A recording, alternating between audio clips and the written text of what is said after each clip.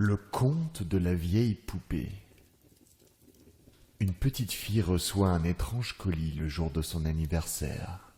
À l'intérieur, une ancienne poupée, hideuse, effrayante, à l'aura diabolique. Les jours de l'enfant sont désormais comptés. Lucie est une petite fille comme les autres. Le matin de son anniversaire, sa maman la réveille et lui annonce que le facteur a délivré un colis adressé à la fillette. Surexcitée, l'enfant s'empresse, sans ménagement, de déchirer le papier d'emballage et d'ouvrir le carton. Elle pousse alors un cri strident en découvrant le contenu du paquet. C'est une vieille poupée, la plus horrible et la plus répugnante poupée que la jeune Lucie n'ait jamais vue. La poupée est complètement chauve. Sa peau, toute craquelée et recouverte de salissures. Mais le pire de tout dans ce sinistre spectacle, ce sont ses dents, anormalement longues, pointues et gâtées, bien loin du sourire éclatant de blancheur et de pureté des poupées traditionnelles. Elle donne au jouet une allure bestiale, mauvaise. Dans un frisson d'effroi, la petite Lucie jette la vilaine poupée dans un coin de la pièce, le plus loin possible d'elle. Sa maman la réprimande sèchement. « Tu sais, la personne qui t'a envoyé ce cadeau a dû se donner beaucoup de peine pour trouver une poupée aussi ancienne. Tu devrais être reconnaissante d'une telle attention, » finit-elle d'un ton sévère. Lucie voulut protester, mais sa mère ne voulait rien entendre. Elle força la fillette à garder le présent. Frustrée, mais néanmoins obéissante, Lucie alla cacher la vilaine poupée dans un placard sous l'escalier, en prenant soin de la dissimuler derrière une grosse pile de boîtes de chaussures. « Là au moins je n'aurai pas à supporter la vue de cette chose immonde et diabolique !» se dit Lucie.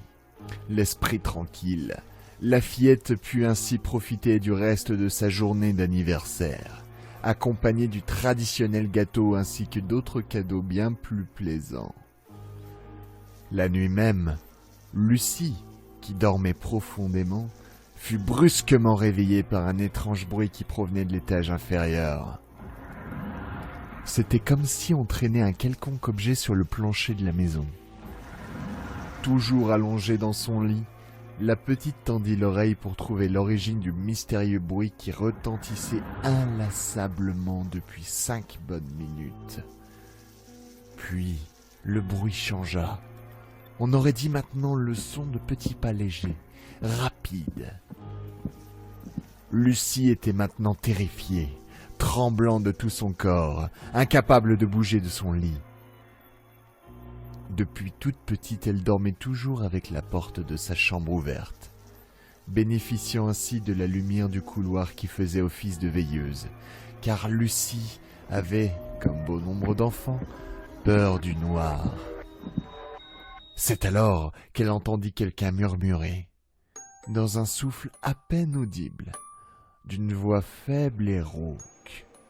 « Lucie, Lucie, je suis sur la première marche. » Puis l'étrange voix se tut, et la fillette entendit le bruit caractéristique de quelqu'un qui tourne les talons, s'éloignant pour disparaître d'où il était venu. La pauvre enfant était tellement effrayée qu'elle ne put fermer l'œil de la nuit. Elle resta couchée dans son lit, figée, les yeux grands ouverts jusqu'à l'aube où sa maman vint la lever pour se préparer à aller à la classe.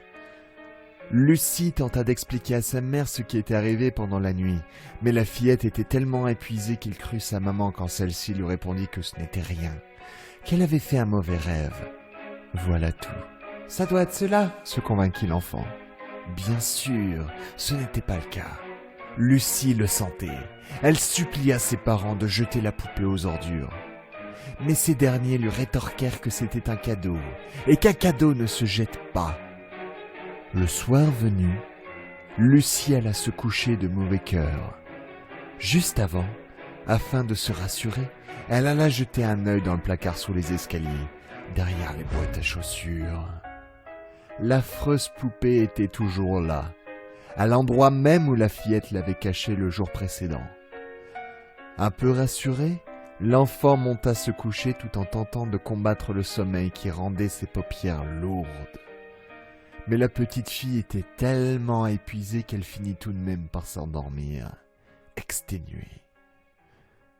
Mais la petite voix désincarnée eut au fait de la réveiller. Une nouvelle fois prise de panique, Lucie se demanda quand même si ce n'était pas son imagination qui lui jouait des tours. Quand soudain, elle entendit « Lucie, je suis sur la 4e marche !» Plus aucun doute possible. Lucie ne rêvait pas. L'enfant se mit à pleurer à chaudes larmes et ne put retrouver le sommeil le restant de la nuit.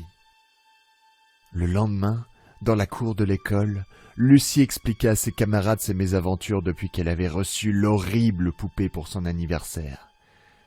Comme il fallait s'y attendre, ses amis se moquèrent ouvertement d'elle, la traitant de peureuse, menteuse ou de bébé.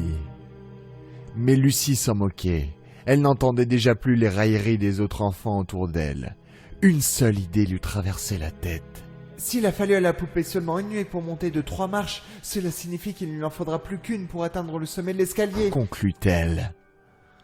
La nuit venue, Lucie prit la décision de fermer la porte de sa chambre pour la première fois depuis sa naissance. Quand sa mère voulut éteindre la lumière, elle se retourna et demanda à Lucie pour quelle raison la fillette n'avait plus peur du noir tout à coup. « C'est toujours le cas, maman, mais est-ce que je pourrais plutôt laisser la lumière de ma chambre allumée au lieu de celle du couloir ?»« Non, Lucie, la lumière de ta chambre est trop forte. Elle va t'empêcher de dormir. » Lucie accepta de dormir sans lumière, la porte fermée. Toutefois, une fois sa mère sortie, la fillette ouvrit les volets de la fenêtre pour laisser pénétrer les faibles rayons de lune qui parvenaient de l'extérieur. Elle commençait tout juste à somnoler quand retentit le bruit et la voix apparue 3 nuits plus tôt. « Lucie, je suis arrivée à la dernière marche !» Cette fois, la voix était claire, distincte, toute proche. Dans l'obscurité de sa chambre, la fillette entendit un cliquetis qui la fit sursauter de terreur. Elle n'en était pas sûre, mais il lui sembla voir la porte de sa chambre s'ouvrir lentement, très lentement.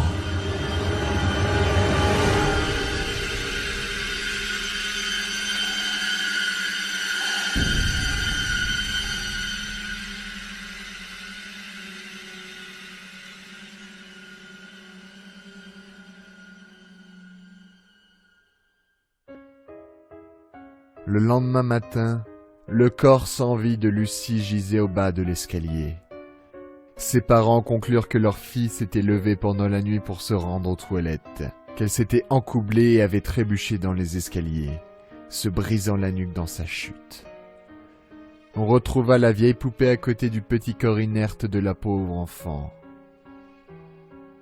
Lucie et la vieille poupée furent enterrées ensemble au cimetière local. Lors de la mise en terre, personne ne trouvait les mots pour qualifier la tragédie qui s'était produite.